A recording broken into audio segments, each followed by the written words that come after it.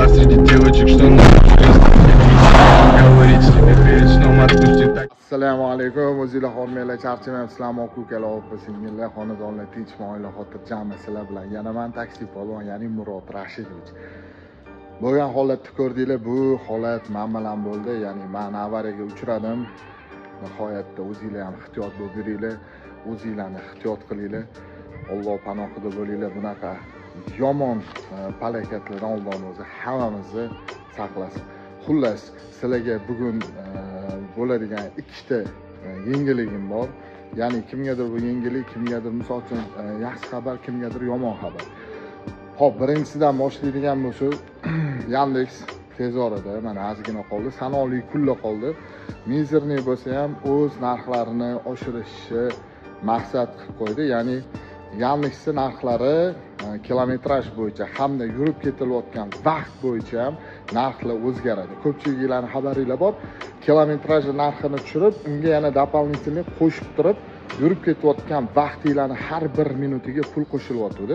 Hozirgi paytda Yandex shunaqa narsaga qaror qildiki, ya'ni har bir tarifga alohida mizerniy bo'lsa ham pul qo'shyapti. Bu ko'rinishdan mizerniy ko'rinadi, lekin hisoblaganda juda ham yaxshi pul hisoblanadi. Xo'p, bu birinchi xabar edi. Ikkinchi xabar, tez orada Yandex yana yangi qoidani yo'lga qo'yapti. Ya'ni sizlar qaysi hududda, ya'ni qaysi viloyatda litsenziya olgan bo'lsanglar, o'sha viloyatda o'zida ishlay olasizlar. Endi bu qanchalik to'g'ri, qanchalik noto'g'ri, balkim fake xabardir, lekin hozirgi paytda internetda banglatishyapti mana shu narsa bilan. Xullas, mana misol uchun Toshkent shahardan sizlar litsenziya olib turib, va Toshkent shahar o'zida yura olasizlar. Samarqandga borib, Samarqandda ishlay olmaysizlar yoki Samarqandning litsenziyasini olib turib Toshkentga kelib ishlay olmaysizlar. Shunaqa xabarlar bor hozircha. Yandex litsenziyani o'zini rayoniga qarab belgilaydigan qilayotgan ekan. Xo'p, bu ikkinchi xabar. Ikkigan menga ko'p murojaatlar tushyapti. Nima desanglar, murojaatlar ko'pchilik litsenziya olgan yoki litsenziya olmoqchi bo'lgan 2010-yildan mashinasi, ya'ni 2010-yildan past bo'lgan yilgi mashinalarga litsenziya berilmayotganmish yoki litsenziyasi bo'lgan mashinalarni ham litsenziyasini bekor qilishayotganmish. 2010-yildan mashinasi yili past bo'lsa. Bu ham qanchalik to'g'ri, qanchalik noto'g'ri, lekin ko'pchilik menga iltimos bilan chiqishda litsenziya ola olmayapman deyishdi. Demak, litsenziya olisha olmayotgan bo'lsa, ularga xuddi shu narsani aytishayotgan bo'lsa, ya'ni mashinangiz 2010 dan past, sizga litsenziya bera olmaymiz deyishayotgan bo'lsa, demak bu bor gap. Endi bunga taqaladigan bo'lsa, 2010-yildan yili past bo'lgan mashinani egalarini agarda puli bo'lganda, ular mashinani yangilab olgan bo'lishardi. Bilmayman, bu qanchalik to'g'ri, qanchalik noto'g'ri bunaqa yangi qoidalar, yangi qonunlar chiqarish. Endi mashinasini bular sotib nima ish qila olishadi? Hozir faqat yo kreditga botish kerak yoki arendaga botish kerak bo'ladi.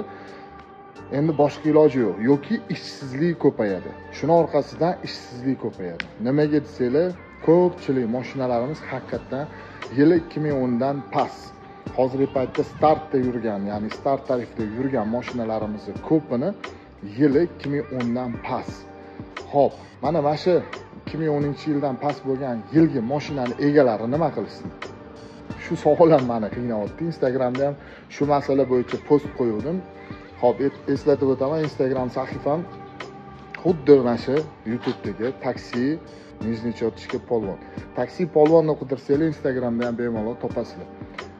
Qanaqadir savol javob bo'lsa, qanaqadir yordamim kerak bo'lsa, qanaqadir maslahat kerak bo'lsa yoki qanaqadir reklamaga misol uchun xohishingiz bo'lsa, ya'ni men reklama qilib berishim yoki meni komandamdagi sheriklarim reklama qilib berishini xohlasanglar, bemalol Telegramda xuddi shu silka bo'yicha topsanglar bo'ladi. Ya'ni taksi polvon.